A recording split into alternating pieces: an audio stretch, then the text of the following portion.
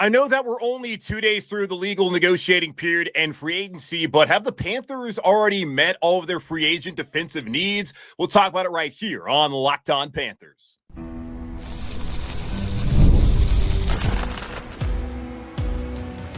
You are Locked On Panthers, your daily Carolina Panthers podcast. Part of the Locked On Podcast Network, your team every day.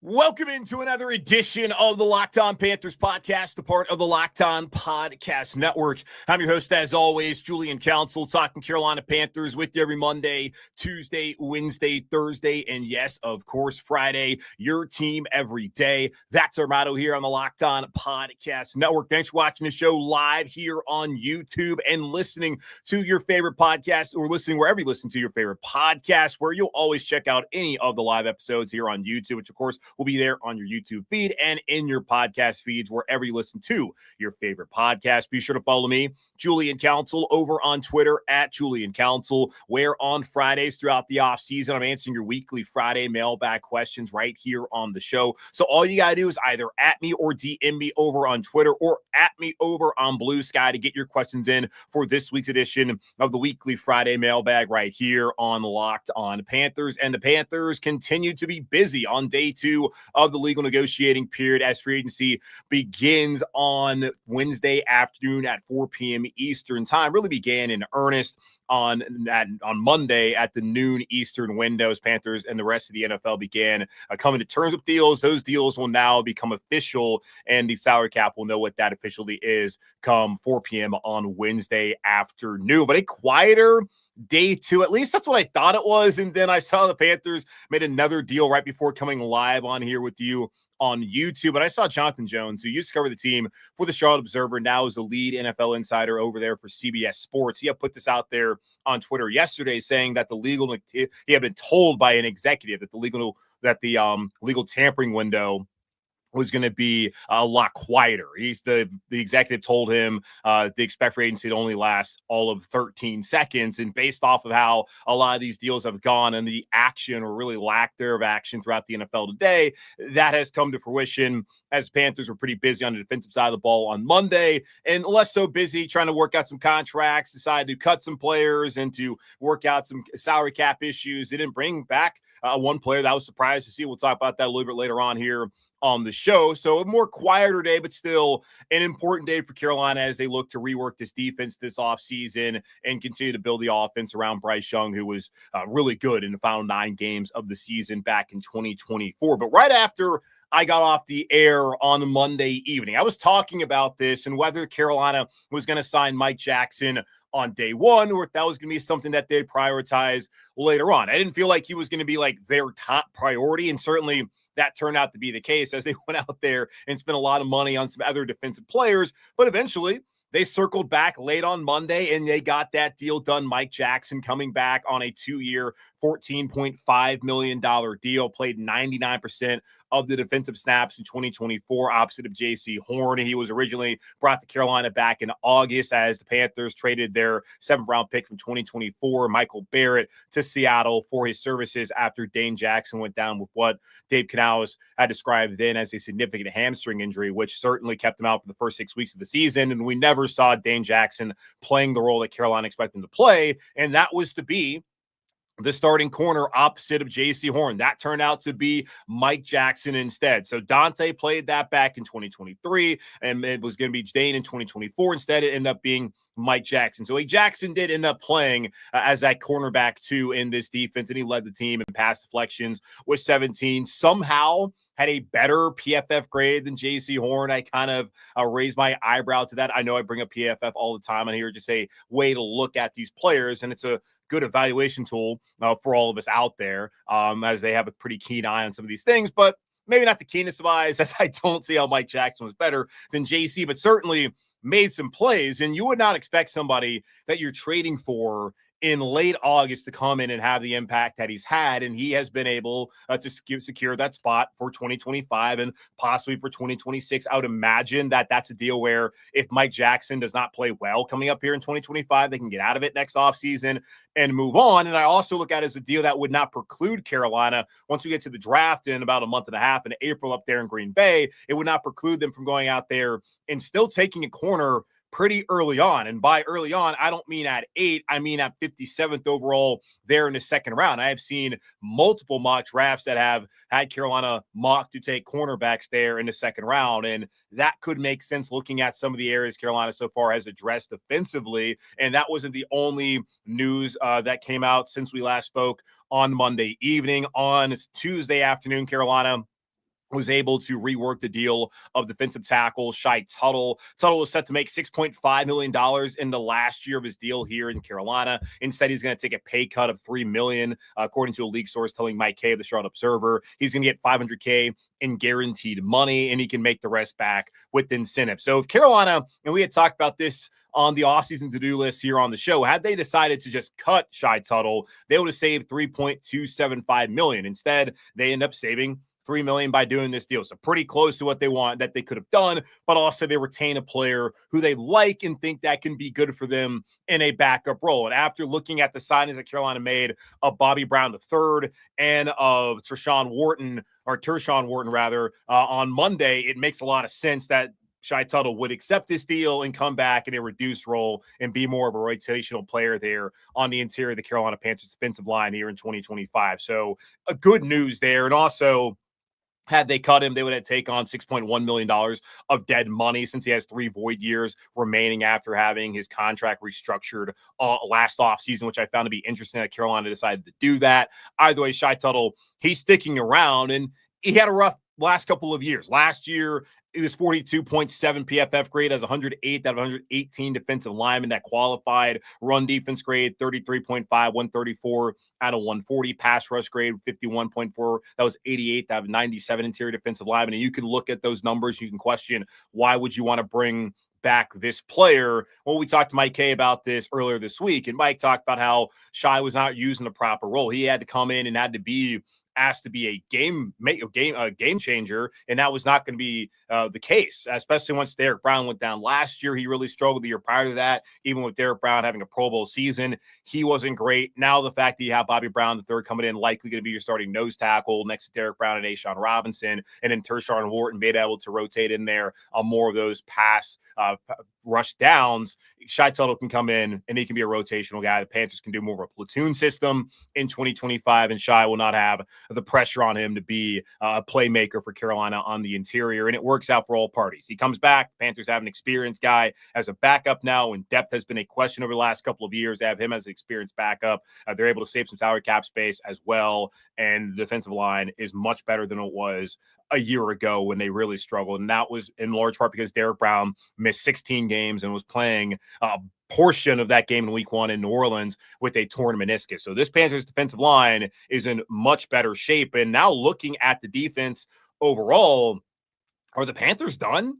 Do they need to make any more significant signings? And that's what these will be over the first couple of days in the initial wave of free agency. Like Monday, that's when all the big deals are being done. You're seeing it again on Tuesday for the most part. Then on Wednesday, it's going to still be some deals, but a lot of it's going to have slowed down by that point. We're going to be entering into the second wave of free agency at the end of the week, and some players are still available, may start making some visits. There's going to be some guys who maybe get cut because there's a roster bonus that they're due and the team doesn't want to go out there and give it to them. So then we'll see the second wave more next week. But at this point in time, looking at things, defensive tackle, like Derek Brown's coming back, Ashawn Robinson's coming back, Bobby Brown III again, who they signed from the Rams. He should be their starting nose tackle, will play on those obvious rundowns as early downs. And you can have Tershawn Wharton, who comes over from Kansas City. He can rotate in on these obvious pass rushing situations. Also can play some early downs as well. Shy Tuttle's back now in a reduced role. They have Brian Ray coming back. So those 6 would be,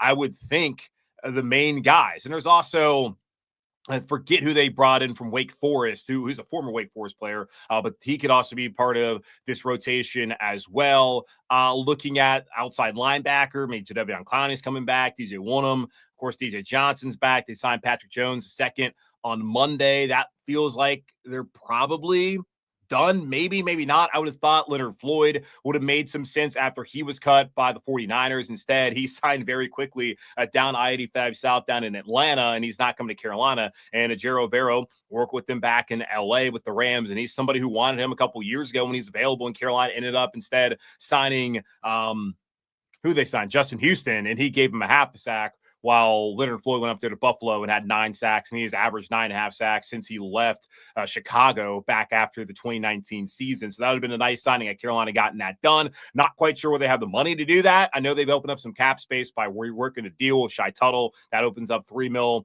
$5 million with Jaycee Horn being extended, and we'll talk about Miles Sanders momentarily. So that's another $5 million. So about $13 million that they've opened up over the first 2 days of the legal negotiating period heading into free agency, officially 4 p.m. Eastern time on Wednesday. But outside linebacker, that feels like that edge rusher spot. That's what they're going to dress at 8th overall. And looking at what they've done at defensive tackle and what they've also done across the board, it feels like that's still the top priority. Maybe you're arguing for a wide receiver at 8, or maybe you're arguing for a tight end at 8. I don't know, but I would think edge rusher still is a significant need, as Clowney, Wonnum, and Jones don't necessarily excite me that much. It's nice to have some veterans, and there's still upside there, obviously, with DJ Wonnum, who was not healthy this past season as he missed 9 games because of that blood clot. And then Patrick Jones second, kind of similar to Wonnum, had a breakout year last year in Minnesota, even though Wonnum had 2 years of 8 sacks up there in Minneapolis, St. Paul. But still, Jones is an upside guy who's entering into a second contract and potentially could help him out and be something more than what he's been so far in the league. So the hope is that that trio plus Johnson, and maybe if they draft somebody, can elevate what they had a year ago. So it may be done there, and it's not like the edge rusher market has a ton else out there. Trey Hendrickson is somebody that Carolina could be interested in, but with the salary cap situation, not like they have a ton of cap space. They're going to trade assets to be able to get him. That may not be what they want to do. Josie Jewell, Trevin Wallace set to start at inside linebacker, then at corner. JC, he got extended, of course, the highest paid defensive back in the history of the NFL.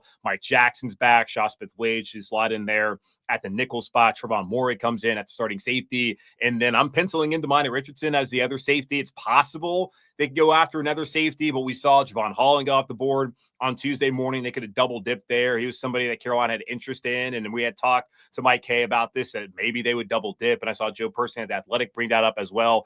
That does not happen. And then Justin Reed, he signs down in New Orleans, so it feels like they're probably done on defense, and if that's it, I don't think you can be all that upset. You probably should be excited, because I looked at the defensive interior, especially the fact that they have 5 veteran guys that they can rotate with, and one of them is a Pro Bowler. Another one's been a really good interior pass rusher, and Tershawn Wharton, at least he was last year, leading Kansas City with 8.5 sacks. You want to count the playoffs. A'Shawn Robinson had a career year as far as pass rushing last year. Bobby Brown III, good run stopper. And I understand that the Rams did not have a great run defense last year, and really that was their Achilles heel at the end of the day, as Saquon Barkley and Jalen Hurts ran all over them in the snow in Philadelphia. But Eagles got a great offensive line. Saquon was outstanding this past year, and Jalen Hurts ended up being the Super Bowl MVP. So it happens. Either way, they got better by getting him instead of having Shy Tuttle in that role of Brian Ray, who wasn't great last year, but he's coming back as well.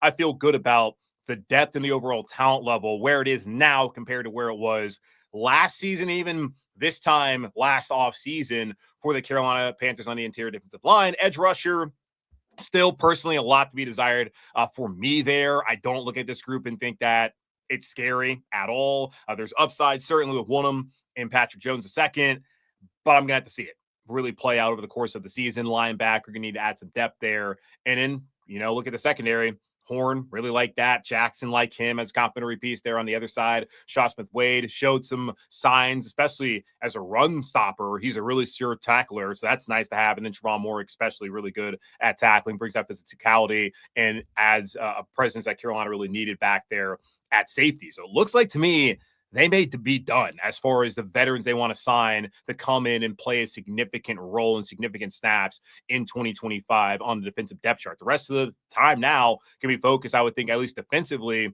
on bringing in backups and then focusing in on the draft, where I would think edge rusher, corner, and safety, and maybe linebacker are the spots that they're looking to add to once the draft rolls around next month up there in Green Bay. But offensively, Dan Morgan said the Panthers were not going to neglect it, and they have not done it as far as bringing back their own guys, but there's still some questions about who they may sign as free agency carries on. We'll talk about that here in just a moment on Locked on Panthers.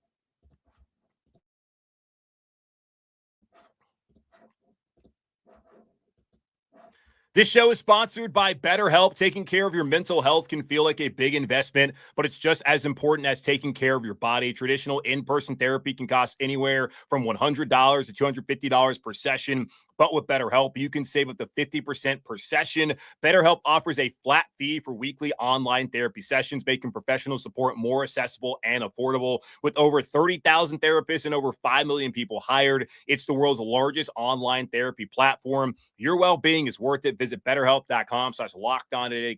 Get the 10% off your first month. That's BetterHelp, HELP.com/LockedOn.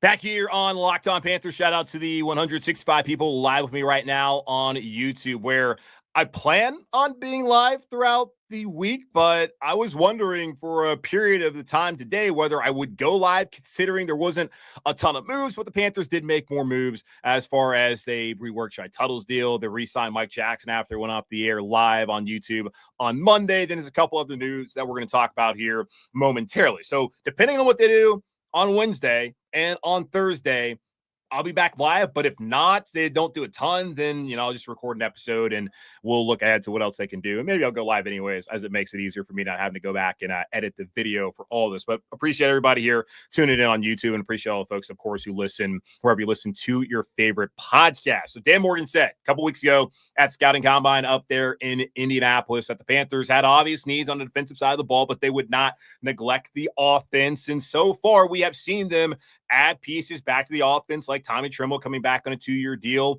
Cade Mays having the RFA tender placed on him, $3 million. Seeing Austin Corbett also coming back for an opportunity to compete at that center spot. And one that certainly surprised me, and I did not expect to happen, was Brady Christensen, who played center, guard, and tackle, all 5 spots this past season for the Panthers on the offensive line. He's re-signed on a 1-year, $2.787 million fully guaranteed deal, according to Ian Rappaport of the NFL Network. Also, Carolina put it out there, but the terms coming from Ian Rappaport. At least he's expected to re-sign. I guess he has re-signed because he's not. Yeah, he actually signed it because he's not a all these guys signed a deal. They become official on Wednesday at 4 p.m. Either way, Brady Christensen's back, which means every single piece of the offensive line that played last year is coming back. Ike Ekwonu back at left tackle, Damian Lewis back at left guard, Austin Corbett or Cade Mays or Brady Christensen, I suppose, back at center, Robert Hunt at right guard, Taylor Moton at right tackle, Chandler Zavala coming in to fill in at one of those guard spots when needed, and then Josh Nyman coming back as that backup right tackle to Taylor Moton. All of them are back from a unit that, according to PFF, finished 15th in pass blocking. I thought they were better than that, but PFF had them 15th in pass blocking. They were 7th in run blocking, according to PFF. ESPN, they don't like the Panthers offensive line. At least their metric doesn't like the Panthers offensive line. Their pass block win rate was 30th in the NFL last season. Again, that's not what I saw. I don't know what goes into that metric, just putting it out there. And they were 10th in run block win rate. So as far as PFF and ESPN and, watching the games goes, this was a top 10 run blocking unit, and it was a significantly improved, ignoring ESPN, a pass blocking unit in 2024. And they gave up, 36 sacks allowed by the Panthers this season. 25 of those 36 sacks were placed on the offensive line by PFF. Compare that to 2023 when Bryce Young was running for his life and was sacked 62 times. 45 of the 65, because Andy Dalton played, was sacked 3 times in that game on the road in week 3 in Seattle. 45 of the 65 sacks were credited to the offensive line. So 20 less sacks that was credited to the offensive line year over the year. And then, what's the 65 minus 29 less sacks last season compared to 2023. So the Panthers offensive line is back, and that's huge to be able to have that continuity. And we have talked about this over the course of me hosting this show, that anytime Carolina has any sort of continuity, it seems, on the offensive line, those are the years where they have success, or at least they're competitive, not a complete joke. And yes, they were a complete joke in the first half of the season, but turned things around. And even though the offensive line kind of had their moments there, when you think about the game against Dallas, there's another game where they were kind of up and down as well, but still much better, and had them looking like a pretty competitive, respectable unit at the end of the season. We're right there against Philly. We're right there against Kansas City. Played Tampa well the first time around. Of course, they did in Atlanta in a game where the Falcons had to win, even though they didn't really control whether they're going to the playoffs or not. This offensive line played good ball and had Carolina playing really well offensively at the end of the season, with Bryce Young feeling renewed, having that leadership, and really playing to the level that you were hoping he was going to play to once the Panthers drafted him number 1 overall 2 years ago in that 2023 NFL draft. So Bryce Young has an offensive line for the second year in a row. And we have already seen, if Ickey goes out, they're fine putting Brady there. If Damian Lewis or Robert Hunt misses time, they're fine putting Brady there. But really, Chandler Zavala came in, and he was terrible as a rookie, but he was not ready to play. And that was the unfortunate thing about how it played out, where Brady tore his bicep week 1 in 2023 in Atlanta. That Corbett was still recovering from that torn ACL suffered in week 18 the year prior. In January, though, the same year, losing in that game that they walked off and won against New Orleans, rather. So they never were healthy. And I wondered if they really need to throw a bunch of money at Lewis and at Hunt, when all it really felt like they needed was Christensen and for Corbett to be healthy for a full season. And then Bozeman, he just got re-signed to a 2-year deal in LA with the Chargers. So his issues were 7 different left guards, 8 different right guards, just like Ickey's issue was maybe smelling his own stuff when he shouldn't have been, and also 7 different left guards right next to him throughout the season. Either way, this is a stable unit. Again, if there's any sort of injuries, of course, you don't want to lose any of these guys for the season. They lost Corbett for the season, had to start Brady, had to start Cade there at center, and they were fine. It's awesome to see this. I am surprised that Brady is coming back. Maybe there's a deal he was hoping he was going to get as a potential starter elsewhere. Are they going to let him compete for a starting job? I don't know if that's going to be the case. If there was going to be a job to compete for, I would think it'd be center, possibly right tackle, since this is the last year of Taylor Moton, but I wouldn't think that would be the case. We'll see what happens as Carolina decided to sit on that $31.3 million salary cap hit and not extend him. So possibly that could be an opportunity for Brady. We'll see how things progress throughout the year, even though last year he never played at that right tackle spot, as that was Josh Nyman who was filling in for Taylor Moton when Taylor went down. So we'll see how it plays out there. But the offensive line, they are all back, and that is big news for Carolina. Also, another piece of news as far as the offense goes on. Well, actually, you know what? Let's take a quick pause. Let me pause here, and we'll come back. We'll talk about Miles Sanders no longer being a Carolina Panther, and also the Panthers signing a punter and some other remaining free agency needs here in just a moment on Locked On Panthers. March Madness is here, and FanDuel is giving you the chance to get in on the action like never before. Right now, new customers, and that can be you, can get $200 in bonus bets when your first $5 bet wins. That's $200 extra bucks to use on everything from buzzer beaters to Cinderella stories, and even who's cutting down the nets. I've got my eye on a few underdogs this year, the Drake Bulldogs. Looking at them. And FanDuel makes it easy to back them with spreads, totals, and game props. The tournament games happening almost every day. There's always something exciting to bet on. The FanDuel app is simple to use, and when I win and when you win, we get paid instantly, no waiting around. So visit FanDuel.com and get in on the college hoops action all tournament long.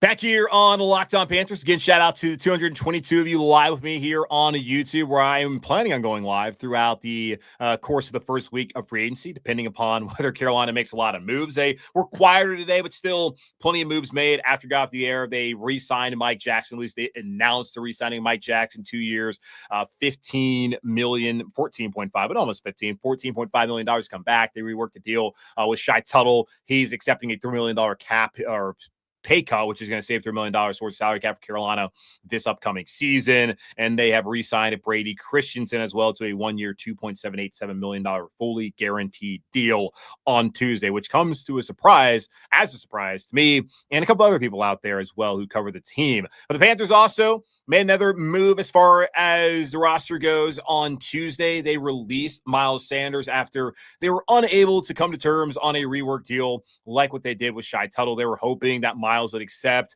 a roster cut or pay cut, rather, as he has $1 million roster bonus coming up on Friday, the third day of the new league year.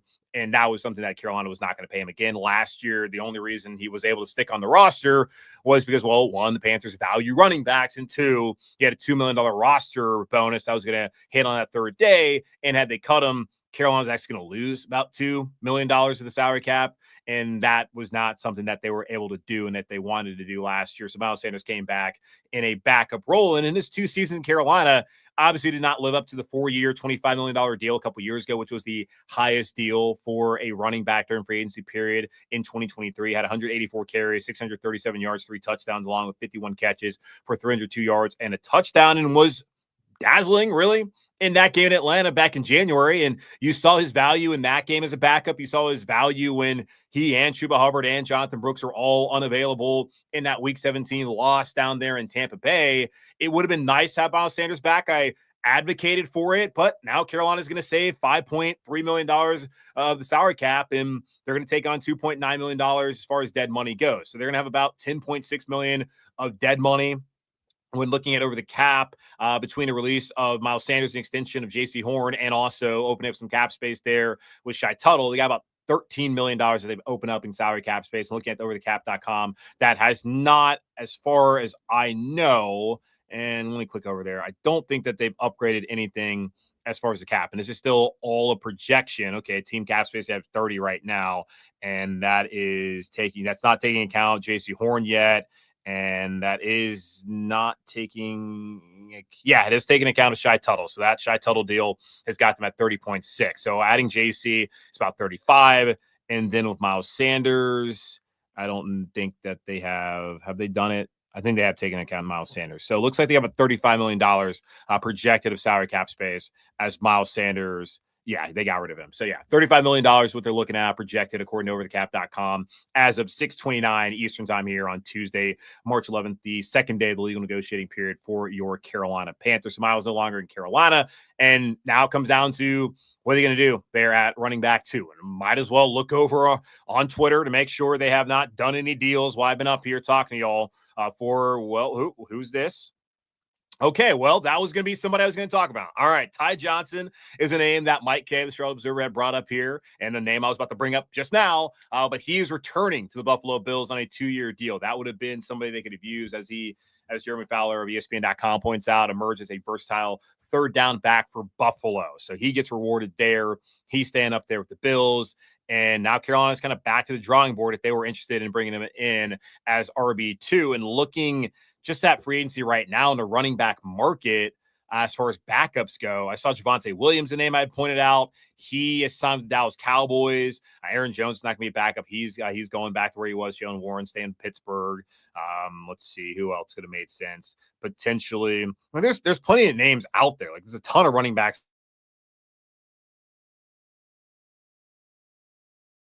And I mean, he didn't play any snaps last year, so maybe that's not a name to think about. But he did spend some time with Dave Canales down there in Tampa.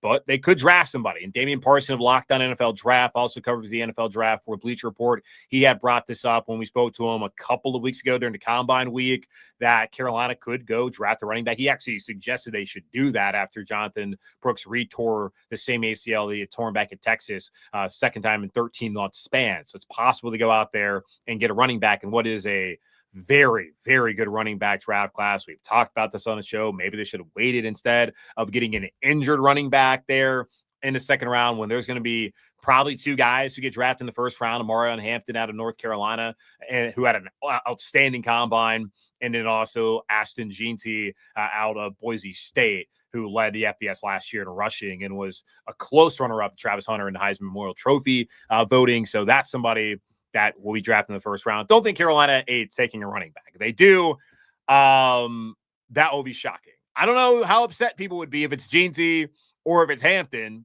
but I don't think anybody's looking for that to happen. So Carolina still looking for a running back too.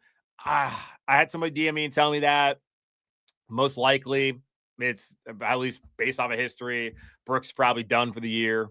this upcoming season. And even when talking to Mike on the other day, he made a face when I was saying he's likely done for a majority of the season, if not all. So that feels like a guy who's not going to be really back. He's not going to be a big factor again until 2026. But when I say again, he will not be a big factor ever until 2026 in Carolina, potentially. So unfortunate the way things have played out for the Panthers, second round pick from a year ago, but they will need to go out there and find a backup for Chuba. And right now, the only backs on the roster are Chuba, Jonathon Brooks, and somebody named Amani Bailey. So all due respect to him and his family, I don't know who that is. The Panthers have signed a new punter. Johnny Hekker is not coming back for another season in Carolina. They signed former Bills punter Sam Martin to a one-year deal worth up to $3 million. And then 14 minutes later, it was reported there on Twitter that Johnny Hekker had signed a deal with the Tennessee Titans. So I'm assuming that Hekker in Carolina, they were talking, and Dan Morgan brought this up a couple of weeks ago during the combine that they were going to talk to Johnny, but apparently they like Sam Martin more, and Johnny Hekker is not coming back. And both Hekker and Martin, by the way, turned 35 last month. Johnny turned 35 on the 8th of February, and then 19 days later on the 27th.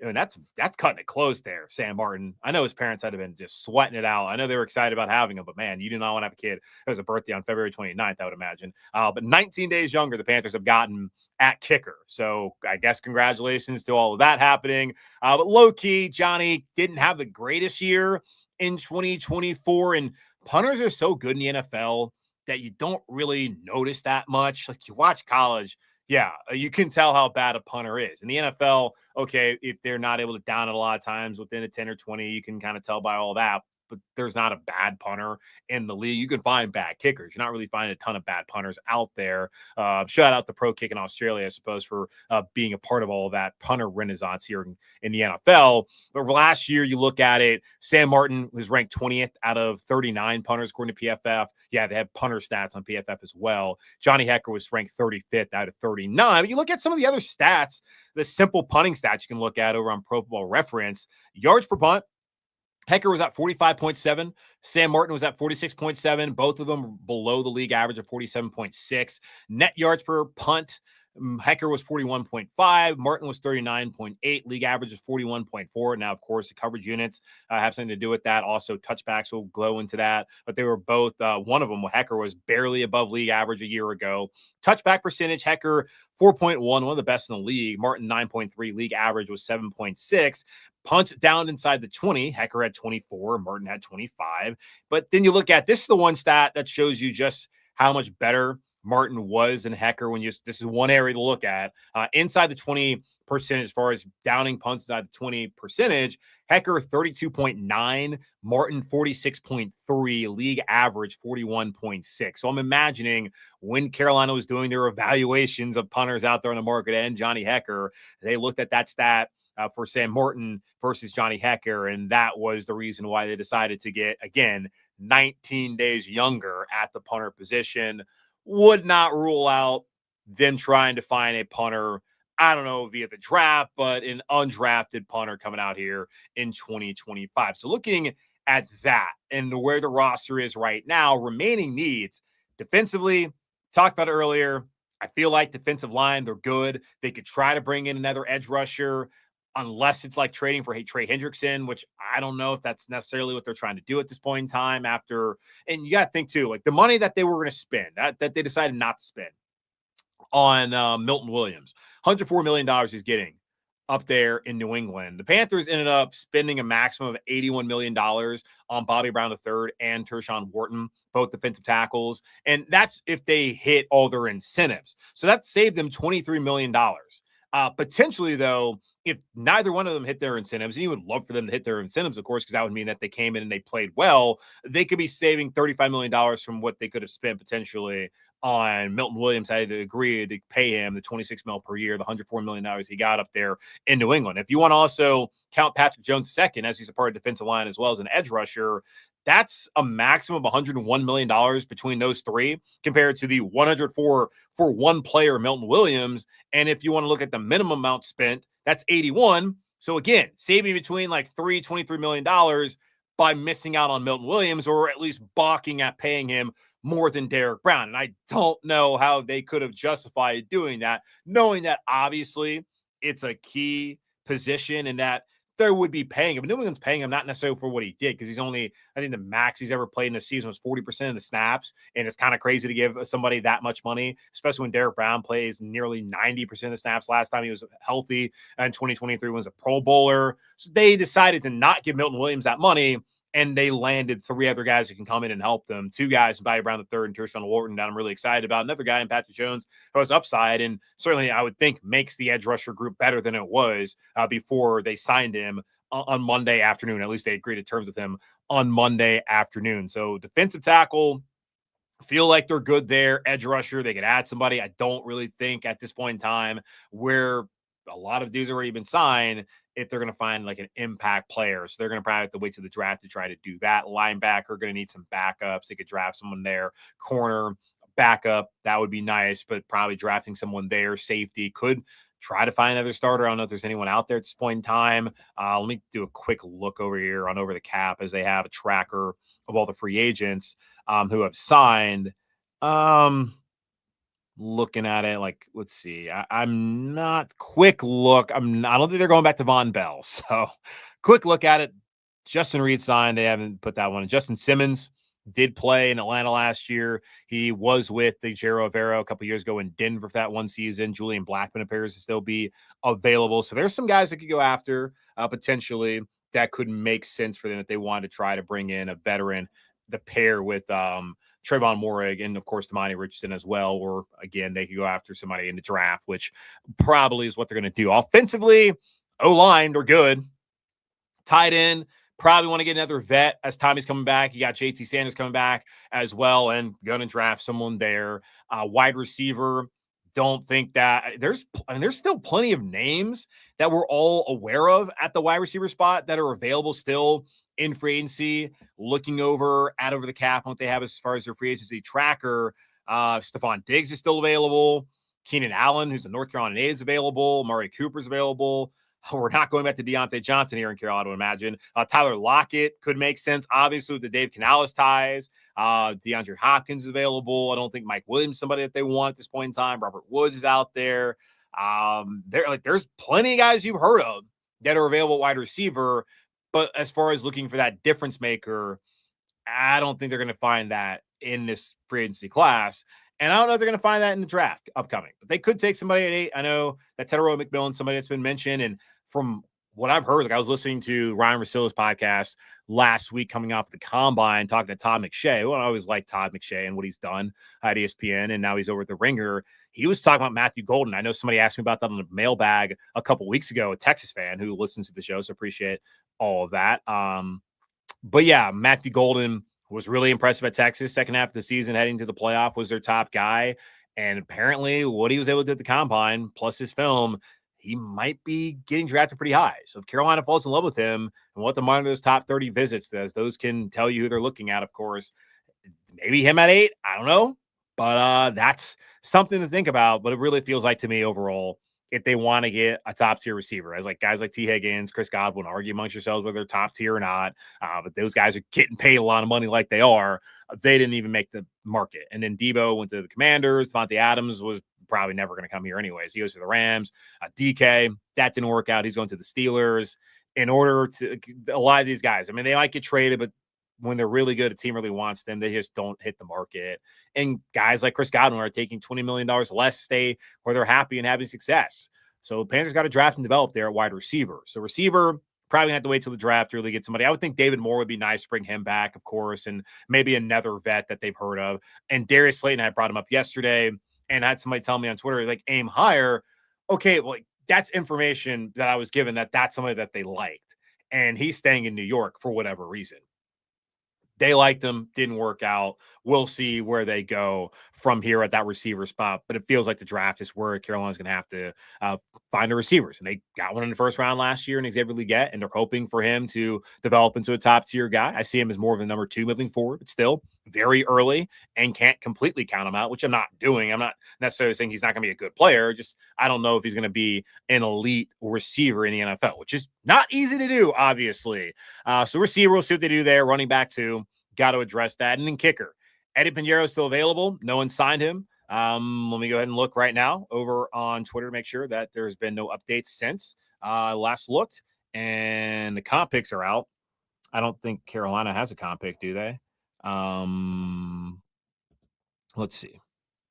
Do the Panthers have a comp pick? No, I don't think they have a comp pick. Okay, so no comp picks. There's an update there for you. But yeah, it looks like Pinheiro's still available. From my understanding, does not appear to be something they're going to do. They're going to move on from him, and they're going to move on from Hecker. It looks like as they're getting younger by 19 days at punter, and then they're probably going to try to get a rookie punter coming out of college. I don't know if they're going to draft somebody. I would think they're probably just sign a UDFA. Matthew Wright is on the roster. He does have experience, so that's what they have at kicker right now. So that's where they're at. Wide receiver, adding some depth there, trying to raise the floor. I don't think they're going to be able to get Cooper Kupp's available still. I'm sure someone's telling me that right now in the chat. I had someone actually DM me that over on Twitter at Julian Council about trying to get Cooper Kupp. We'll see, because Devontae Adams now there in LA and Puka Nacua already there. They're going to want to move on. They're probably going to cut him because I think that's what they said, that he's going to get cut if they can't find a trade partner. So he'll be one of those guys who I think will be taking a lot of visits over the next week or so. So that would be one to monitor. Let me just double check, because believe that's the reporting I saw, is that if Cooper Kupp is not traded, that the Rams. Yeah. So this is from Monday. When was this? 6/24. So when I was live yesterday, Adam Schefter putting out the Rams are planning to release wide receiver Cooper Kupp at the start of the new league year. So 4 p.m. So 4:01. He's available, y'all. And hell, why not? He can play on the outside. Certainly can play in the slot, can play all over. And he would help elevate this room for sure. Just an older prospect. They still need to find like a long-term kind of dude. But looking at the short term and what they've done defensively to improve that defensive line, what they've done to that secondary, paying Jaycee, getting Trevon Moehrig, bringing back Mike Jackson, linebacker. We'll see what they do as far as just how Trevin Wallace plays in his second year and his first year as a full-time starter truly. And then Josie Jewell coming back after kind of an up and down season. The defense should be better. And this is still a division for the taking. I would say Tampa is the favorite. The New Orleans, not worried about them. Atlanta, not really that concerned, but we'll see what they do. I don't think they're going to be necessarily bad, but it is the Falcons after all. Cooper Kupp could make sense because this team, they had a chance. And they should be trying to win a division. They should be trying to, at the very least, get the 7th seed if that's where things fall for them in 2025. Overall, a solid start to free agency and putting Carolina in a position to where they can go in the draft and they can take best player available. Like, it's not like they didn't get an edge rusher. They did. But you would think they would want to get another one and a younger one who they can keep and control. As very hard to get those guys, as we're seeing. They're available maybe by trade. And if they ask for a trade, they're not always given a trade. As Myles Garrett given $123 million to shut up and stay put there in Cleveland. So the path to Cleveland to Canton is still on for him and the Browns. Just difficult to find those guys. And you had one, you got rid of them, and that's kind of why I advocated for not getting rid of them, because it's very difficult to get those dudes. But they got Derek Brown, they got Jaycee Horn, 2 spots on the defense that are obviously important, and they have invested on the offensive line.